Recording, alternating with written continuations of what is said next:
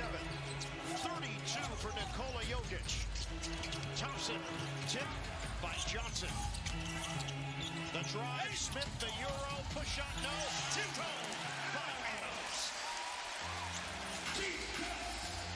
Back to a 2-point game, under 3 minutes to play. What a battle tonight here in Houston.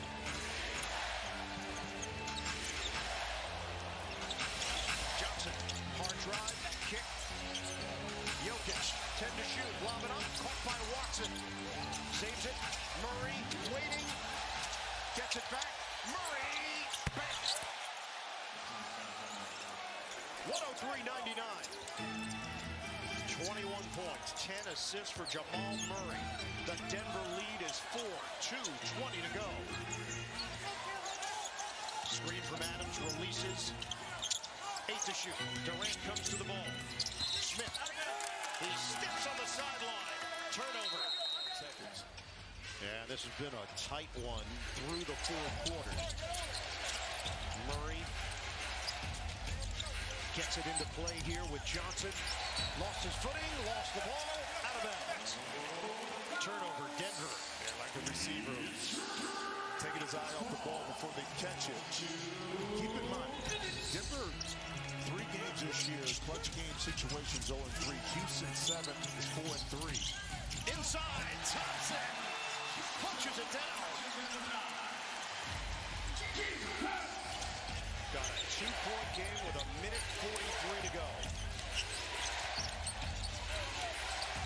Murray, swing, Jokic, around and out, rebounded by Durant. Rockets are down by 2, 1:25 on the clock. Sengun the catch, the kick, jumper, Smith too strong, box out, Murray couldn't grab it. Out of bounds, Houston retains. With 14 on the shot clock, 1:16 on the game clock. Both playing with 5 fouls. Sengun couldn't get it to Durant initially. Now he does. 8 to shoot. Durant, his team down by 2. Sengun deflected and taken away. Nuggets come up with a steal. Under a minute to go. Jokic, screen from Johnson. 10 to shoot. 50 seconds to play. Murray drives in. Murray protects himself and scores. Critical basket with 46 seconds to go. 23 points, 10 assists for Jamal Murray. And the Nuggets are up by 4. Sengun, spin to the rim. Watson went way upstairs to reject it. 30 seconds left. Nuggets playing keep away. Houston not fouling. And now they do. 23 big-time points. How about the 10 assists? From the wing, presented by Wingstop, Jamal Murray has put Denver up by 5. 5th foul on Jabari Smith Jr. 23.4 to play. Substitution with Jones replacing Hardaway.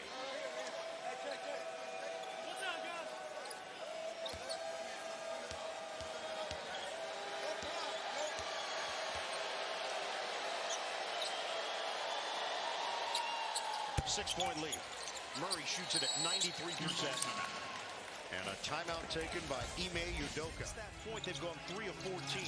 Denver has been the team that's gotten the stops when it matters most. Thompson, he laces a 3.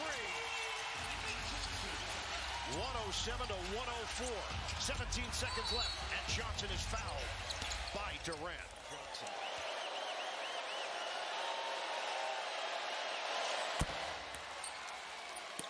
4-point advantage for Denver. 16.8 on the clock.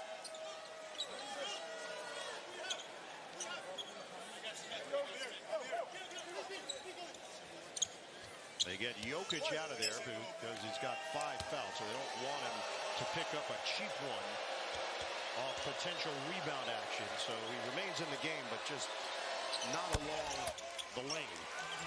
2 out of 2 for Johnson. 109-104 Denver. Smith gets it ahead for Thompson. 14 seconds left. Thompson fakes on a three instead, and Şengün, who puts it down with 11.2. Back to a three-point game and a foul called with 10.3. They're going to play the foul game and the free throw game. Murray to none.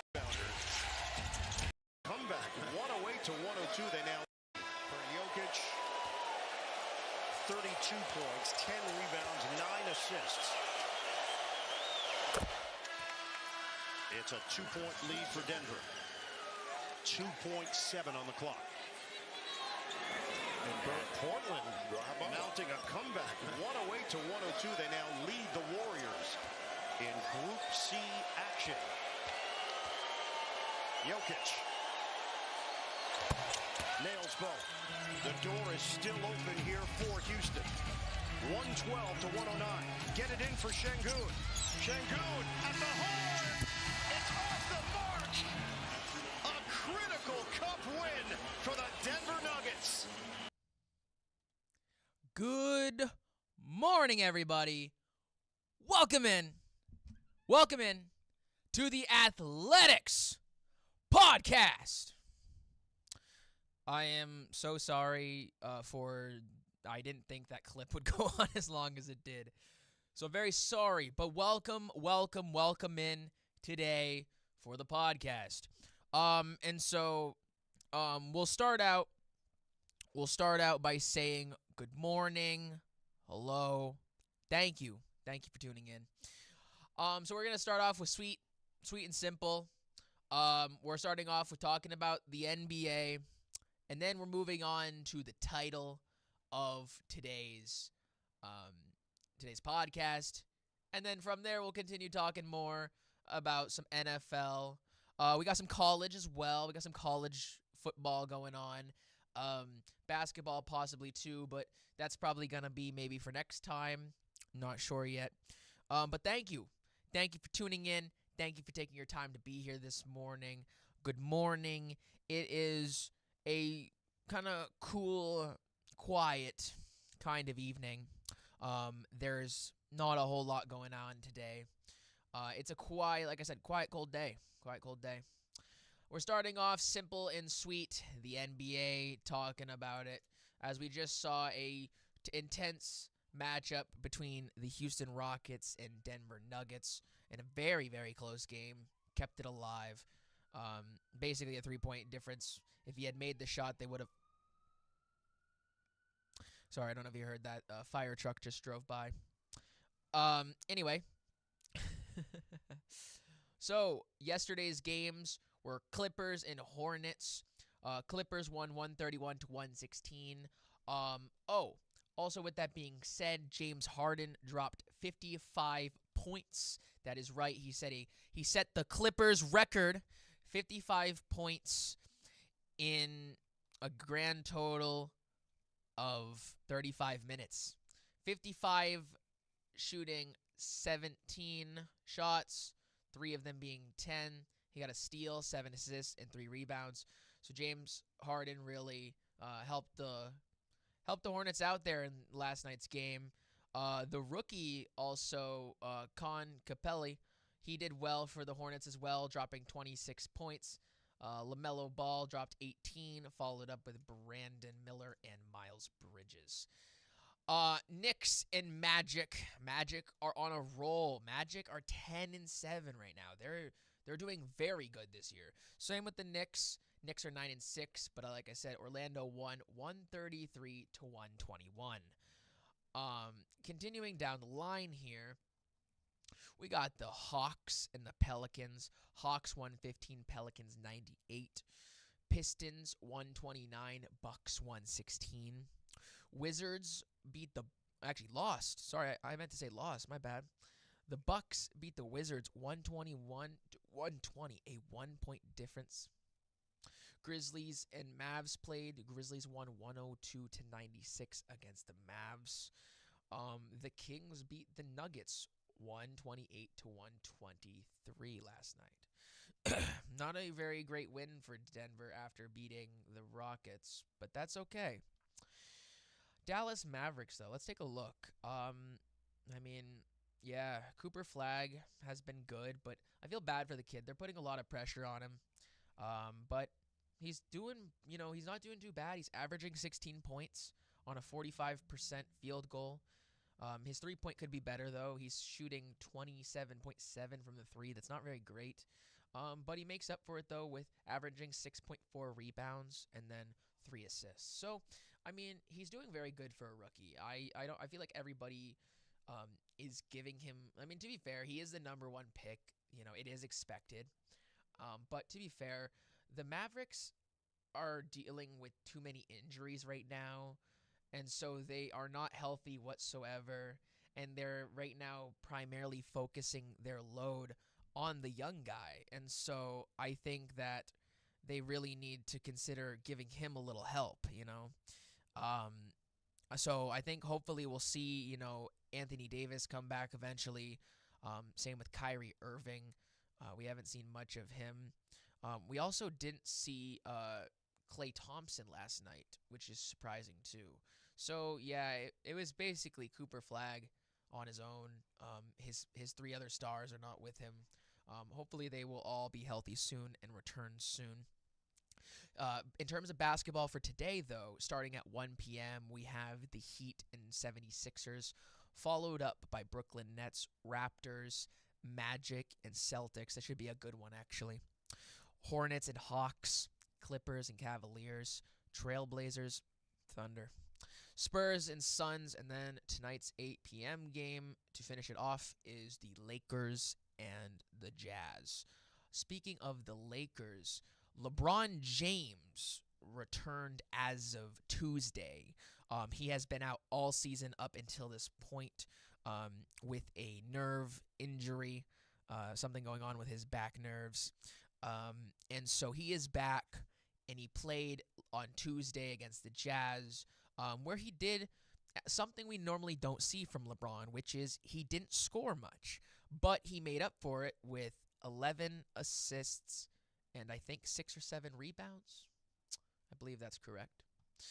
LeBron James, though, came back, and like I said, it's surprising because something like we haven't seen in LeBron is LeBron normally he's the guy who's putting up the buckets. He's carrying the team offensively, and in general, he just looks, offensively not that great. But he made up for it, like I said, with 12 assists, shot 2 threes, and a steal. Yes, so someone just said Celtics are disappointing. Yeah, well, the thing about the Celtics is the Celtics are proving to everybody that 2 things. Giving up Drew Holiday and Kristaps Porzingis, my bad, oh my god. Kristaps Porzingis and Drew Holiday, giving up the 2 of them was a terrible idea. That was terrible. You should have, I don't know why you didn't keep them. And then on top of that, Jason Tatum is out for the entirety of the season. And he might return next year, who knows. And so the Celtics are proving that even with someone like Jaylen Brown, it's not enough. The rest of this team is not terrible, but they're not great either. I mean, Peyton Pritchard is actually a really good guard. He's been pretty good. Derek White is normally good. So I'm surprised.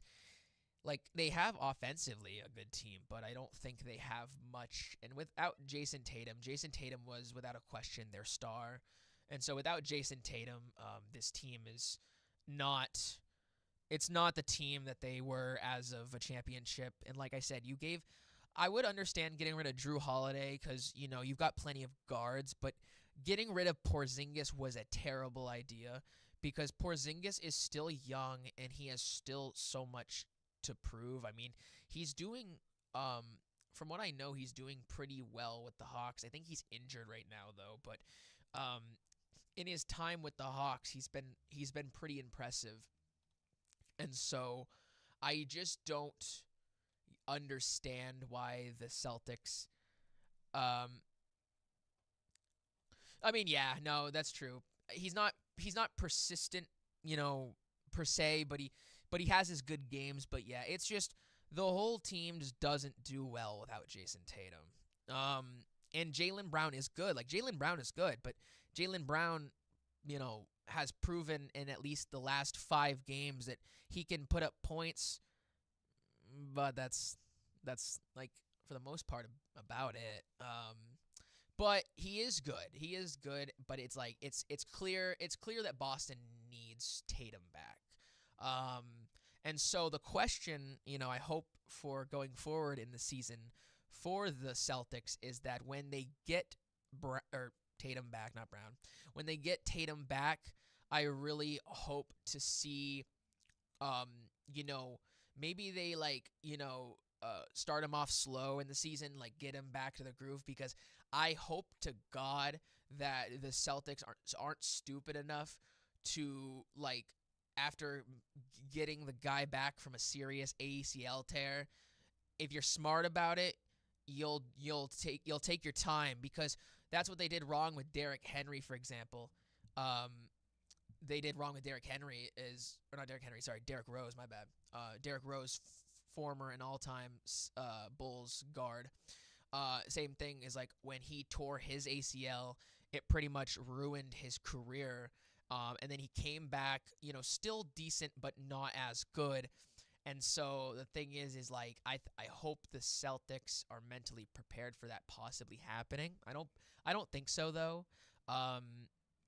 Tatum is a very consistent player, so I expect him to come back and be good. But at the same time, though, if I was the management of the Celtics, I would ease him back in for the first 5 or 10 games of next season. Get him back comfortably, and where he's not injured. He's coming off a serious injury. I wouldn't personally be like, oh, you're coming off of a serious ACL tear, I'm gonna make you play 35-40 minutes in the very first game of the season. No. Ease him in. Give him 20-25 minutes. Ease him in, because he's coming off, like I said, serious injury. He's your star. Don't do what the Bulls did.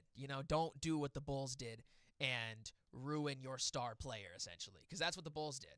The Bulls ruined Derrick Rose. Their coach at the time thought it would be a good idea to let him go out in the last 2 minutes of the game. He tore his ACL. He came back and was not the same player.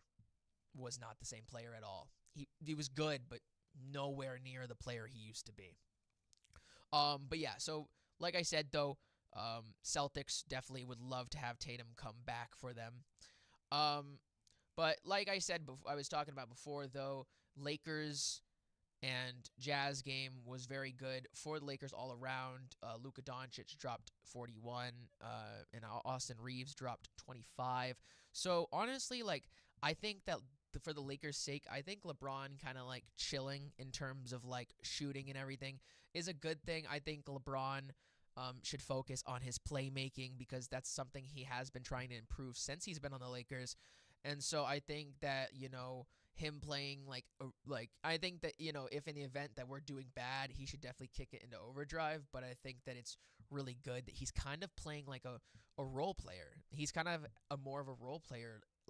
That's the vibe we were getting when we saw him play. And it's not a bad thing, though, because he's been sorry, there's just some commotion out front. But anyway, so okay.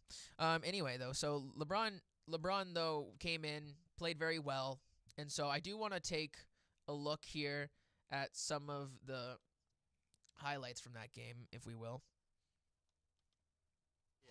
Tonight, the Lakers take on the Utah Jazz. And earlier today, you see the time at 2:15. The King, the leading scorer in the history of the game, arrives for his debut of this season. A little bit later on, he takes the floor to warm up. The atmosphere here is unreal, playoff type and just moments ago, LeBron and his teammates on the floor. In fact, Laker fans, the Lakers are as healthy as they've been in years, maybe all of last year. Everybody is available tonight. But Stu, the main focus, of course, shoot threes. In fact, this holiday, Verizon's got the craziest deal.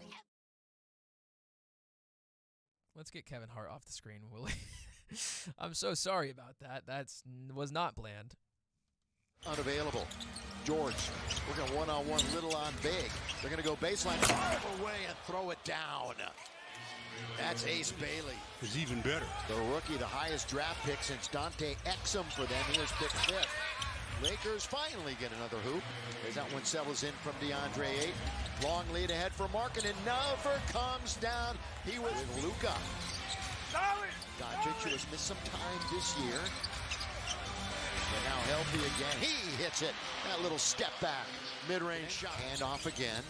Utah comes in with a record of 5-8, currently 10th in the West. And Keontae George dialing up long distance. Again. He wanted an assist. On fire again. He wanted an assist. That is Jake for 3. More on point. Well, accentuate that with this stat, Stu. It's an extended 41-17. Make it coming up on the halfway mark of the 4th and final. Bounce now to DeAndre Ayton. Leans in, got to get it bounced. There's that soft touch for the big fella. For sure. This is that breakout year for Keontae George. Luka thought that was going down. Here is Ayton. He's going to put it up and in. Boy, he's been a good offensive rebound. Hello, welcome back in. Alrighty.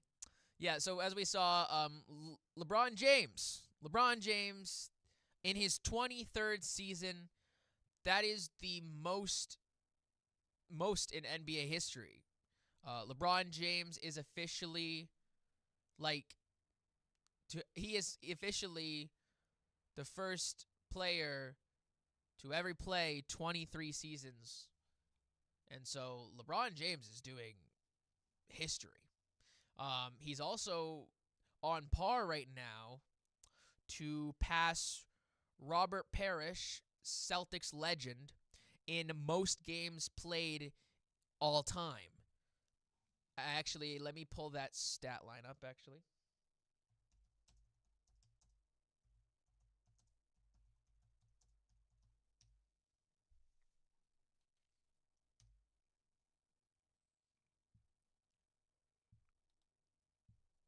Yep. So LeBron right here. So LeBron sits under Robert Parrish exactly by, let's see, doing some math here. 48 games. So LeBron is sitting at 1500, or yeah, around 1563, and then Robert is 1611. So yeah, 48 games. So there is a 48 game difference between LeBron James and Hall of Famer Robert Parrish for all times games played. Will LeBron break that? No question. I mean, LeBron is expected to play until he's 43. He signed, a contract agreeing that he would play up until the 27-28 season. So LeBron James is going to break that record. That's not a question. So having that record on top of the all-time score and then 23 years in the league, what a feat. What an absolute feat. LeBron James just continuing to just better himself with age. He's just getting better and better. He's better and better with age, man. That's crazy. But craziness is definitely a very high used word in sports, but you wouldn't expect it in the event of a New York Jets cornerback, Chris Boyd, possibly getting shot. But he did. New York Jets Chris Boyd was shot outside a Midtown Manhattan restaurant early on Sunday, November 17th, 2025. After an argument, he was shot by a man and was found in critical condition, but has since been updated to stable. So he's doing okay, but he's, obviously shot. So obviously I can imagine that's going to require a lot of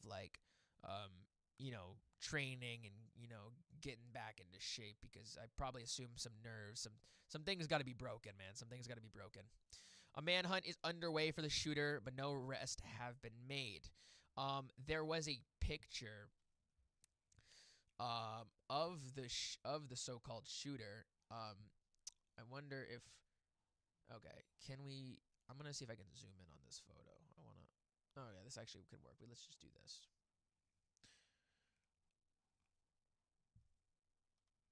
So this is the photo of what we believe, or at least the police department believes, is the gunman that shot him. But again, I feel like even with that photo, it's still not enough evidence to really like get you a solid guess on who. Because to be fair, that's a guy wearing a beanie with dreads. That's not completely unheard of and unseen. So, figuring out exactly who he is not going to be easy for the police. But as of right now, they are looking for him. They are trying to figure out what's going on. So he was shot in the abdomen, and a bullet was lodged in his lungs. He went underway surgery and is currently in stable condition, and has posted on social media that he is starting to breathe on his own. So that's very good. So yeah, I mean, he'll be definitely out for the remainder of the season. Who knows if he'll be even ready for next season? But he's definitely going to be out for the remainder of the season. I mean, I can't imagine. I'd be surprised if he's able to like play, even if like that's week 15 or 16. But if I was him though, with the Jets anyway, the Jets look like they're just going to tank for the rest of the season anyway. So you might as well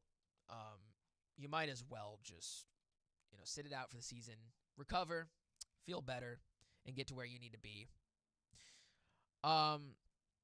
And we're going to talk about, though, something I want to also skim over real quick that I totally forgot to mention.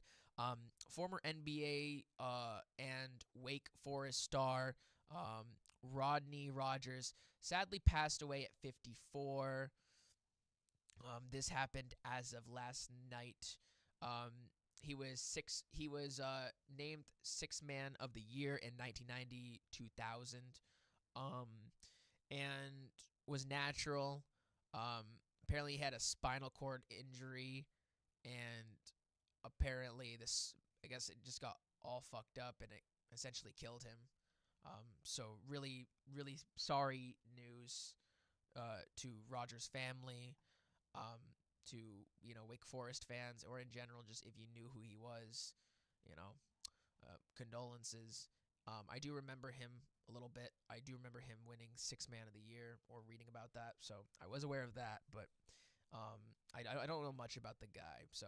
But it is sad, and we are sorry to hear about that, and hope he hope good things from his wife and family. Very sorry to hear.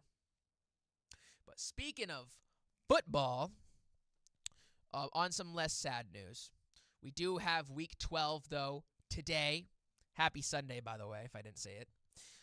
Colts and Chiefs start us off at 1 o'clock, followed up by Seahawks and Titans, Vikings and Packers, Jets, Ravens, Giants, Lions, Steelers, Bears, Patriots and Bengals, Browns and Raiders, Jaguars and Cardinals, Eagles and Cowboys, followed up by Falcons and Saints. Then our 8:30 game tonight is Buccaneers Rams. That should be a good one. Let's go Buccaneers. Let's go Tampa Bay. Panthers and 49ers face off tomorrow at 8:30 for the tomorrow night game. And then following up next week, or technically Thursday, we have Packers and Lions for Thursday night football. Football is in the heats, and speaking of the heats, let's check this out. Now at 8 turnovers in the last 3 games, a couple tonight. Yeah, Terry showing that is a catch and a fumble, and usually the most reliable target that Josh Allen has on third down or any down is 10. Shakir. And what a job of stripping that to get it out. Houston is reported as ineligible. 57 is reported as eligible. Texans are 1 out of 8 on third down tonight. Can they convert here on a third and a deuce? And they do by backing into first down territory is Woody Marks. They resume play in 10 days. 3rd and 15 to the outside. spinning, making the grab, taking it to the 8-yard line is Christian Kirk. He of the earlier touchdown. Cool. iPhone 17. Hello. Ads. But we got to take a look at that play, though. The fumble play that really, I feel like that fumble play really was what kind of put the Bills down in the game against Texans, which was as of Thursday. Houston Texans beat the Bills in a surprise close 23-19. Josh Allen with 253 yards, no touchdowns, surprisingly, 2 interceptions. I don't know what's going on with Josh Allen. I don't know what's going on with him lately. He's not doing too hot. He's just not doing too hot. I don't know. I don't know what to say about Josh Allen. He's had a strange season. I mean, they're 7-4, which is very good. But it definitely is strange. Also, them losing is really not good, considering if the Patriots actually are killing it. Like, there's no question about that. Patriots are killing it. Patriots win tonight, which, that looks like it's possible, very obvious. They will hit double digits and be 10-2. Dude, I don't know. Patriots have surprised me. I assumed, I'm not going to lie to you, I genuinely didn't think that, the Patriots would get here, considering, Tom Brady left you guys not too long ago. And I figured that it would take a lot longer, but less than 5 years' times, the Patriots are already back up in the driver's seat. They're going to be 10-2. I mean, unless they lose. If they lose, they'll be 9-3. But even so, they're still carrying their division. They are on top in their division, their respective division. Patriots are currently, like I said, 9-2. Drake May has been the real big factor. Same with Stephon Diggs. Like, there's just they did really well in terms of getting ready for this season. They were very ready for this season. And I gotta say, Drake May in his second year, this is his first official year where he's been the starting quarterback, and he's proven that they should have started him last year. I mean, Jacoby Brissett is a solid quarterback, but he clearly wasn't good enough considering they did terrible last year. Really bad, actually. Plus, also the addition of Mike Vrabel as head coach, former Titans coach. So I think they've improved so much in such a little time, and it's been wonderful to watch. It's been amazing to see. And so, with that being said, though, I hope you guys are excited as I am. We have less than 2 hours before the games begin. But last night though, in the college world, Texas A&M destroys Samford 48-0, followed up by Oklahoma beating Missouri 17-6. Miami, Florida beating Virginia Tech 34-17. Ohio State beats Rutgers. I think that's what Rutgers 42-9. Sorry about that. Georgia destroys Charlotte themselves 35-3. Georgia beats Charlotte 35-3. Alabama also, 56-0 against Eastern Illinois. Vanderbilt beats Kentucky 45-17. Notre Dame 70-7 against Syracuse. Holy crap. Oregon beats USC 42-27. Texas plays off against the Arkansas 52-37. Tulane beats Temple 37-13. Utah in a close game against Kentucky State 51-47. That was a close game. I remember seeing highlights about that last night. That game was a really intense game for both schools. Michigan played Maryland 45-20. Michigan. TCU beats Houston 17-14. Also a surprising game there. Pittsburgh beats Georgia Tech 42-28.